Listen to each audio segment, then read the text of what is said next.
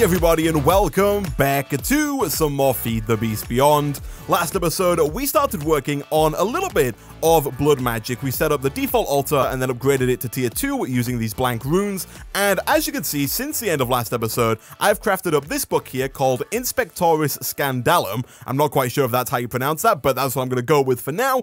And basically, what this book allows you to do is visualize all the different tiers of the blood altar. Right now, you're looking at a tier 5 blood altar. This is what a tier 5 blood altar would look like in this room. There are 6 tiers of blood altar in total, but if I go ahead and right-click to cycle through the blood altars here, the reason why I have not done the tier 6 altar is because this thing is actually freaking huge. So the way this works, by the way, is you right-click with the book in your hand to cycle through the different tiers of altar. Once you get to the tier of altar that you want to visualize, you can just shift right-click onto the blood altar itself, and that will show you the visualization for where all the blocks need to go. But the tier 6 altar actually comes all the way out into this other room here. The tier 6 altar is actually freaking massive. If I'm not mistaken, it's a 23 by 23 altar, which is flipping massive. And so for the time being, we're probably not going to go further than tier 5 unless we really need something from tier 6 really early on. Eventually, we're probably going to want to get to tier 6, and so what I'll probably end up doing is making this room even bigger so we can try and squeeze in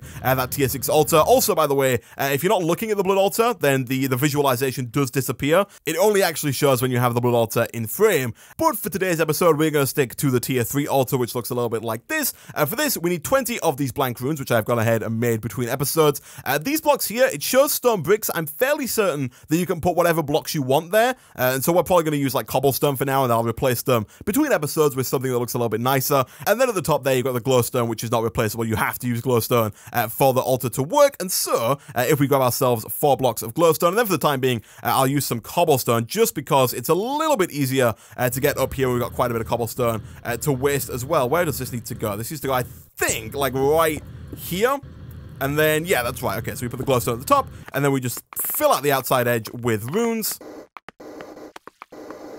And boom, we have what should be, if we right-click with our Divination Sigil, a tier 3 altar. Nice. So again, we've used blank runes here, so we haven't actually increased the functionality of the altar. It still holds only 10,000 life points. It's not any faster or any slower even than it was before. It just allows us to craft up higher tier items that require a tier 3 blood altar to be crafted. And speaking of which, before we get into the ritual that I want to set up in today's episode, I do want to do a little bit of work on making life just a little bit easier when it comes to putting blood into the blood altar. And to do that, we are going to use what is called the Incense Altar from Blood Magic. And this thing is super easy to make. It's just some cobblestone, some charcoal, and a weak blood orb. You can use any kind of blood orb. We are going to use the weak blood orb. I'm not too sure if we have any charcoal. We do not. So let me quickly grab a little bit of wood here and throw that into the alloy smelter.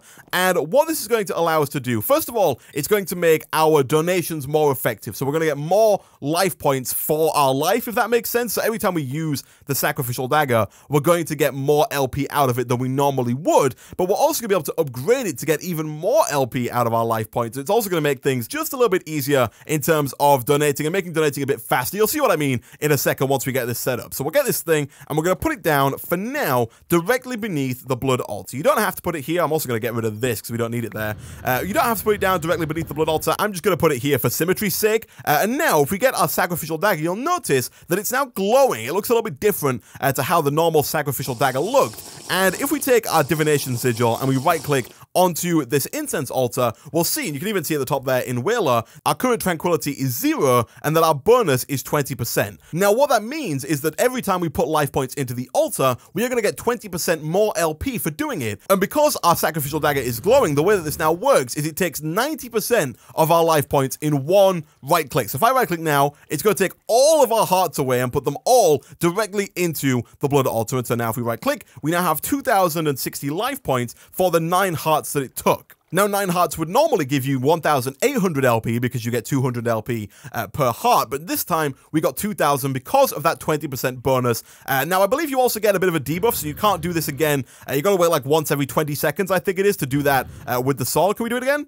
Yeah, we can. There we go. So we're back in already. And now we've got just shy of 4,000 life points in the Blood Altar. But we can make this better because we can actually upgrade the amount of tranquility in the altar or around the altar and therefore increase the bonus that we get from this Incense Altar. And the way that we do that, at least to start with, is by making some wooden path from blood magic. This stuff is super easy to make. It's just 4 of any plank and then the blood orb. Now we might need a tier 2 blood orb. Yeah, you'll see over here on the right, it says tier 2, and if we wait a second, you'll see that the normal tier 1 blood orb that we have, the weak blood orb, isn't showing up in the crafting recipe here. And so what we're going to have to do here is we're going to have to upgrade to the next tier of blood orb, which is the Apprentice blood orb, which is made in a tier 2 blood altar with 5,000 life points and 1 block of redstone. That should be fairly easy to do. Let me quickly drink some blueberry juice here to fill up our health. And so now, let's quickly grab a block of redstone, do 1 more of those 90% blood drops. Kapow, there we go. And then now we should have over 5,000 in here. We do indeed. We'll drop that in.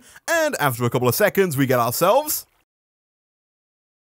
the Apprentice Blood Orb. Nice. And so if we take this and we come on back over to our crafting terminal, what we should be able to do is we should be able to craft up a bunch of these dark oak planks with our new Apprentice Blood Orb, and that should allow us to craft up these wooden paths. Now, you're not going to need more than 36 of these, so we're going to quickly craft up 36 of those. Don't want to throw them on the floor. I want to have them in my inventory. And what you want to do now is you want to make kind of a cross-shaped pattern in the floor, but leaving the original 3x3 area around this Incense Altar as it was. So it doesn't really matter what block you put this on. You can put this on Cobblestone or on Obsidian, anything you want, and it shouldn't make any kind of difference. But the crossed area around this wants to be replaced with wooden paths. So what we're going to do is each side of the 3x3 that the altar is placed on, so this area, and obviously this area and this area, are going to be filled up with a 9x9 area of wooden path. Like so. Now this by default hasn't increased the tranquility or our bonus to the Incense Altar, but what it allows us to do is put things into kind of these 3x3 areas between the path blocks. And by putting things in this area, we can increase the tranquility. Now, we can't increase it that much given that we've only used these wooden paths, but we can increase it, I think, to about 66%. Now you can put a couple of things in here. You can put netherrack with fire, you can put water, you can put lava, and I think you can even put blood as well into this area here. We're going to use water for now, just because it's the easiest to come by. And I believe you get more of a bonus later on down the line, because we are going to make this bigger, by the way, with more paths. If we type in path again, you'll notice that there is an obsidian path and also a cobblestone path. These are kind of the 3 different tiers of path that you can get, each of which are slightly more expensive to make. You'll see this one. The cobblestone path requires a tier 3 altar, and then the obsidian path requires a tier 5 altar. And so we won't be setting this one up in today's episode, but we might get around to setting up the stone brick path in just a second. But before we get carried away with ourselves, let me quickly get a little bit of water from our unlimited water source. So let me quickly fill up this 3x3 area over here with water. And now that this is full of water, if we right click on our Incense Altar again, you can see that now we have a tranquility of 300 and a bonus of 40%. So we're getting even more LP out of every single use of our Sacrificial Dagger. Now, I think, if I'm not mistaken, we can get as high as 60%. So let me quickly try here, putting down some more water. I'm not quite sure if water is going to give us more of a bonus on this side. If I do this, does that go up even more? It does indeed. The tranquility is now at 424. We have a bonus at 48%. And I think this might get even higher with more water here. But there is a limit with kind of just the wooden area that we've got here. And I think the limit is 60%. So if we check again now, let me have a look here. We are at 48%. Is that going to go up any higher? It's not. Let me quickly see if lava gives us any bonus. I think these wooden paths, although they are made of wood, I'm fairly certain that they are lava proof. They're not going to set on fire. At least I believe they're not going to set on fire. Let me see here. Do we have enough in here? We do not. We should really get kind of an unlimited lava source. I know we have one in here, but it's not really the unlimited lava source that I was after. Let me quickly go away down to the mines, fill this area up with lava, and see if that gives us any kind of boost. Yeah, it totally does. We've now got a bonus of 60% as opposed to the previous bonus of 48%. But if I'm not mistaken, 60 I think is the limit that you can get with kind of this basic wooden path and Incense Altar setup. If we add more water down, it doesn't seem, although it is increasing the tranquility. If you look at the top in Whaler there, the tranquility is at 740 now. Even though we can increase the tranquility, it's not going to increase the bonus because I don't think you can get past 60 with this basic setup. But if we upgrade our blood orb here to the tier 3 blood orb, which I believe is a block of gold, yeah, in a tier 3 altar with 25,000 life points, we should be able to make some of the cobblestone path and extend this out even further. So let me quickly grab a block of gold. It shouldn't be all too hard. We do need to get some more gold going, though. I do at some point want to upgrade our kind of automatic mining system, because right now it's not really the best that it could be. It's all manual, and I really want to automate that at some point. But now, unfortunately, because the blood altar can currently only hold 10,000 life points, and the block of gold requires 25,000 life points in order to transform into the tier 3 blood orb, that we have two options here. We could either put the block of gold into the altar and then try and keep up with it as it drains the blood out, but unfortunately, it drains the blood out incredibly quick. You can see right now we've got 2,880 life points in the blood altar. If I put the block of gold in here, those 2,880 life points are going to be drained out incredibly fast, faster than I can really put them in. If I drink some more blueberry juice here and then try and put in another batch real quick, it's going to drain all of those life points before the 20 seconds is up and before I can put another batch in. You can see I get the sulfurate debuff here, which means I can't put any more life points in until that runs out, and you can see the block of gold has already soaked up all of the life points, and unfortunately, the block of gold doesn't retain the number of life points inside of it, so if I walk away now and then come back when I'm ready to give more, the progress kind of starts to revert when you leave it. So right now, it probably has 0 LP in it, so it probably still needs 25,000 more LP. I'm not quite sure of how fast the kind of the regression is, but I know that it does regress, and so what we're going to do instead, guys, is we're going to make some runes of capacity. These runes are fairly easy to make. It's 3 buckets, 4 stone, 1 blank rune, which thankfully we already have, and then an imbued slate, which is a tier 3 slate. Basically, you put a tier 2 slate into a tier 3 altar with 5,000 LP and make a tier 3 slate. Each one of those increases the blood altar's capacity by 2,000, and so what I'm going to do, guys, I'm going to go away. I'm going to replace all 8 of this kind of like tier 2 area of blank runes with capacity runes so that we can fill our altar up to 26,000 life points. I'm then going to fill the altar up to 26,000 life points, put the block of gold in it, get the tier 3 blood orb, and I'll be back in a second. And about 90,000 life points later, and we get ourselves, hopefully, any second now, the Magician's Blood Orb. Nice. So, now that we have this guy, what we should be able to do is if we come on back around yet again to the ME crafting terminal, this time we're going to use cobblestone instead of wood, but the premise is exactly the same. We only want 36 of these. Is that not correct? Hold on a second here. Let me just check that. I'm fairly certain that's right. It might have to be, it might have to be normal stone as opposed to cobblestone, something like that. Yeah, there we go. So again, the premise is exactly the same. We only need 36, and just like last time, we're going to create a 3x3 area outside of where the wooden path is. So this time, we're going to put it here on every single side. Unfortunately, this does mean I'm going to have to move my glowstone, which is going to be a bit of a problem in terms of mobs, because I was kind of using that glowstone to light up the room, but that's fine. We might just replace it with lava, and hopefully the lava will light up the room. But anyway, we're going to go ahead and we're going to put the bricks down on each side like so. And now that those are down, if we look again at our Incense Altar, the Tranquility is up still at 752, but the bonus has now jumped from 60 up to 71%, and I think we could probably get that even higher if we put some more stuff down around. And also, we've increased the area now where we can put this stuff, because now we can put the like modifiers, I guess. I don't really know what to call the water and the lava here, but you can put these down now in a much larger area than we could before. And in fact, just doing that might have increased the bonus, yeah, from 71 to 72. It did increase it ever so slightly, because you do get a bonus from running water as well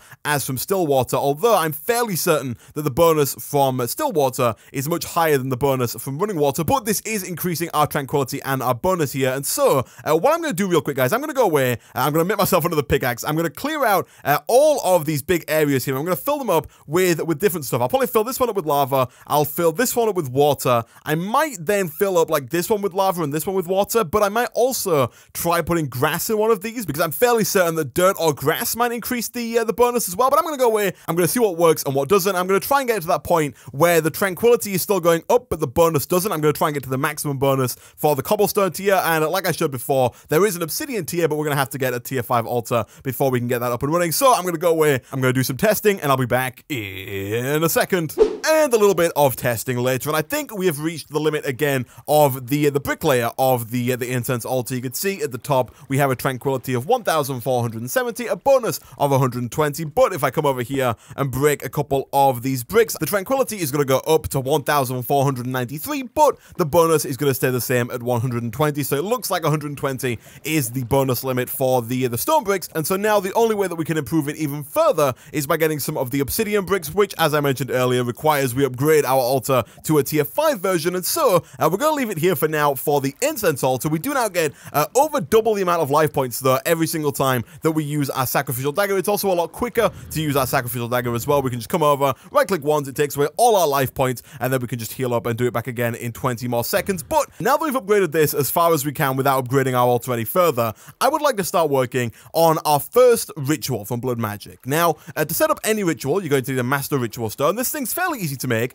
It's 4 obsidian, 4 ritual stones. They show a bunch of different ones here, but really all you need is the normal ritual stone, and then one of the blood orbs. It needs to be a tier 3 or higher blood orb. Thankfully, we have the tier 3 blood orb, and so we should be able to make this just fine. And then we're also going to need a variable number of ritual stones, depending on which ritual you're actually setting up. For us, we're going to set up the ritual of the Satiated Stomach. I think I'm pronouncing that right, but I could be just completely wrong, as per usual. And for that, we need 28 of these ritual stones, which again are not too hard to make. It's some obsidian, 4 reinforced slates, which are tier 2 slates, as well as a tier 2 or higher blood orb. Thankfully, again, we have all this stuff, and we actually have a bunch of obsidian thanks to the automated obsidian system that we set up a couple of episodes back. This is one of the key reasons why I set this up, so we can come back over here now. We can throw this obsidian into the system. I did go ahead, whilst I was away, just then make 32 reinforced slates, just so we don't have to spend the time on camera to make them. And so we need to make 32 of these, which shouldn't be too hard whatsoever. And then we can go ahead and make the Master Ritual Stone, which is going to require the Magician's Blood Orb, which is not that one, it is this one. We'll throw you in there. That gets us the Master Ritual Stone. Now, normally the way that you would set this up is you would make the Ritual Diviner, which is this guy over here, and this would automatically put all of the runes down for you if you have the Master Ritual Stone down. Now, unfortunately, to make the Ritual Diviner, you need 4 diamonds, and we do not have that many diamonds. If we look at our system right now, we have got 0 diamonds whatsoever, and so what I'm going to have to do is set this up manually. Thankfully, I've got the wiki open on another monitor here. I'll put a link in the description to the page that I'm using, but I'm going to have to put all this stuff down manually. So I've cleared out a bit of an area underneath the center of our base. I'm going to put the Master Ritual Stone right here in the center, and then for this specific ritual, the rest of the ritual stones go down something like this. Now, we do have to color these ritual stones, and for that, we're going to have to make some elemental inscription tools, but we'll get to those in just a second. Let me quickly throw down the remainder of these ritual stones. In the corners, I'll get 3 like so. And this is the uncolored ritual of the Satiated Stomach. That one is not supposed to go there. Let me get rid of that. And I think that needs to go right about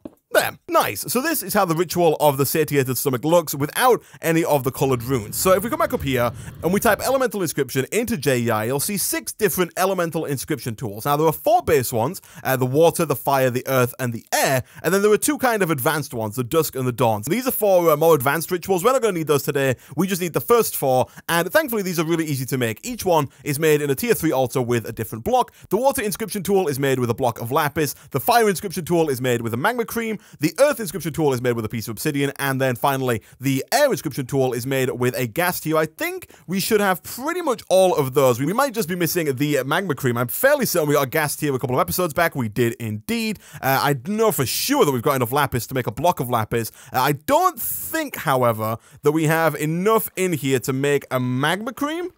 No, we don't. And I'm also not certain that we have enough in here to make it either. We don't. So I'm going to have to stand in there in a second just to fill that up. But before we do that, if we come over here, we should have enough life points in the altar already. We do. We've got 13,000 in there. And so if we go ahead and throw that in, it should fairly quickly transform into the earth inscription tool. Yeah, it only requires 1,000 life points. And so these shouldn't take too long. There we go. That one is done. And so guys, what I'm going to do real quick, I'm going to go away. I'm going to turn all of these into their respective elemental inscription tools. I'm going to get myself some blood out of the smeltery. I'm going to craft that one up as well, and I'll be back in a second. And not too long later, we now have all 4 of the elemental inscription tools that we need. And so now, if we head on back down to our ritual stones, we should be able to color all of these in just by right-clicking on each of the ritual stones individually. So if I'm not mistaken here, each one of these needs to be colored with the air inscription tool, which is broken. Excuse me? Oh my goodness, okay, I wasn't actually expecting that to break. I think we might have to set up a few more of those, but the rest of these I think we should be able to do. So I'm pretty sure these ones here in the corners are earth, like so. Hopefully this doesn't run out. There we go, it's fine. And then I think, if I'm not mistaken, which really hopefully I'm not, I think these are fire, like so. And then I think these ones in the corner are water, like this. I could have this wrong, because looking at the wiki page, it's showing me a picture from an older version of Blood Magic where the colors are all a bit different. But let me quickly go and get another elemental inscription tool ritual for air and see if I can't finish up this this ritual here.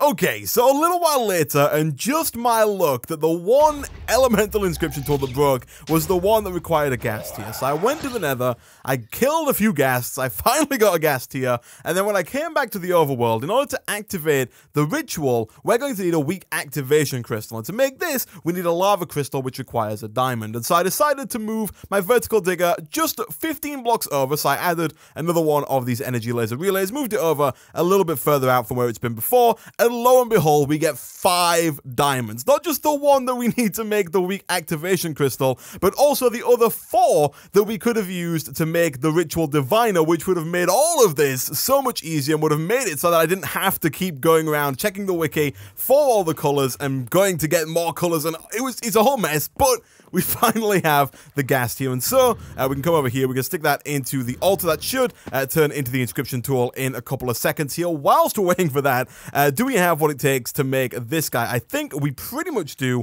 All we're missing here is one piece of glass, so let me quickly throw you into there while we're waiting for that to smelt up. This guy should be done. It is indeed. I'm not going to bother making the ritual diviner now because we've already done most of the hard work, and so instead I'm just going to come back over to here. I'm going to color in these last 2 blocks like so, and so this, I believe, is the ritual of the satiated stomach. Now, as I just mentioned, in order to get it to work, you need to activate the master ritual stone using a weak activation crystal and 100,000 life points. Now, the 100,000 life points are not stored within the weak activation crystal, they are stored within your blood network, which more specifically is your blood orb. So one thing that we haven't really done yet with our orbs is put them into the blood altar. So if I was to right click with the Divination Sigil, just kind of anywhere in the world that's not on the blood altar, you'll see that our current essence is 0 LP. Now, to get life points into our blood network, we need to right click with the blood orb to bind it to us, like so. This blood orb now belongs to us. If we hover over it,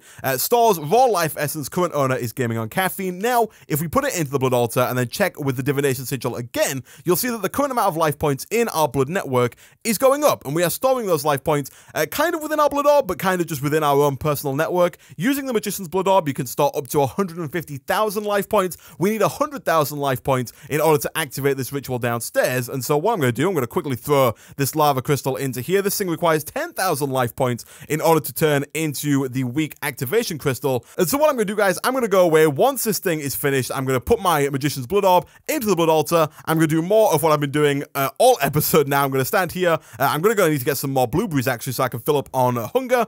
Wait until my health is full. This thing is actually already out, which is not a good sign. I'm going to go away. I'm going to get some more blueberries. I'm going to fill up. I'm going to turn this thing into a weak activation crystal. Then I'm going to fill up my Magician's blood orb with 100,000 life points, and I'll be back in a second. And finally, 1 metric butt ton of blueberry juice later, and we should almost be, one second, once sulfurate wears off, we should almost be at 100,000 life points in our blood orb. There we go. So, now we've got this, what was all of this for? What does the ritual of the satiated stomach actually do? You can probably guess by the name of the ritual, but it helps us with hunger. So hopefully, now that we have this set up, we should never have to worry about eating ever again. I'm going to grab some more blueberries here real quick, and basically the way that this works is once we've activated it, if we put a chest on top of the Master Ritual Stone and fill that chest with food, it is going to kind of feed us that food. I say kind of feed us because it doesn't actually feed us, but I'll show you in a second once we've got this thing up and running. Let me quickly get some blueberry juice, let me quickly grab some sleep so we can access our AE system. Next episode we might look into upgrading our solar panel because I'm not a fan of having to sleep in order to get the AE system back online, but let me see, do we have a chest in here? We do indeed. A dark oak chest, I think, should work just fine. We're about to find out. If we head on down here, we now have our weak activation crystal. Now that we have, a creeper down here, which we should probably fix that pretty soon. That's fine. But now that we have this, if we go ahead and right-click on the Master Ritual Stone with our weak activation crystal, it should say that a rush of energy flows through us. It does indeed. I'm not quite sure if that uses the life points. It does. We now only have 449. But if we were to go ahead and put down a chest on top like so, and we were to put our blueberry juice in it, you'll notice that it kind of filled us up a little bit. Now, the way that it works is it fills up your saturation. It won't actually feed us the blueberry juice, so you'll notice that our hunger bars don't actually go up, but as long as you always have full saturation, your hunger bars will never go down. And so if we quickly eat 1 or even 2 of these just to get our hunger all the way up to full there, you'll see the blueberry juice fills up 6 saturation. And so once we get down to below 6 saturation, so once we've got essentially 6 empty saturation slots, I'm going to do some running around here. Once we've got 6 empty saturation slots, it should then take one of the blueberry juices out of that chest and feed it to us, filling up our saturation and essentially making sure that we never go hungry again. Now, next episode, we might start looking into automating this because we are going to need to automate our source of food if we want this to continue working. And at some point, we are going to have to automate the blood magic system as well, because it does use a very small amount of LP every single time you use it, every single time it feeds you some of that blueberry juice. Keep an eye on the hunger bar. It's about to go down. And as soon as a little bit of saturation goes down, boom, it fills us all the way back up to full saturation, making sure that we never run out of hunger. Like I said, it does use a little bit of LP out of probably our, yeah, you can see we're down to 149 LP right now. It doesn't actively drain LP. It only takes, I think, 200 LP every single time that it feeds you some juice. And so we are going to have to kind of automate this a little bit. What I'll probably do between episodes just for now is kind of fill our Magician's Blood Orb back up to about 100,000 so that it just lasts us almost forever. I don't want to say forever because obviously it won't last us forever, but it will last us a very long time. 100,000 divided by 200 is a lot of blueberry juices, and so we are going to have to automate some food. But with that, guys, I'm going to end this episode of Feed the Beast Beyond there. As always, if you did enjoy the video, be sure to hit like. It really does help out a lot. This video took forever to record with all the blood magic grinding. If you haven't done so already, be sure to subscribe and ding that bell to be the first ones to be notified when new videos go out. And hey, if you're looking for something new to watch, why not check out one of the 2 videos on screen? Again, thanks for watching, and I'll see you guys next time.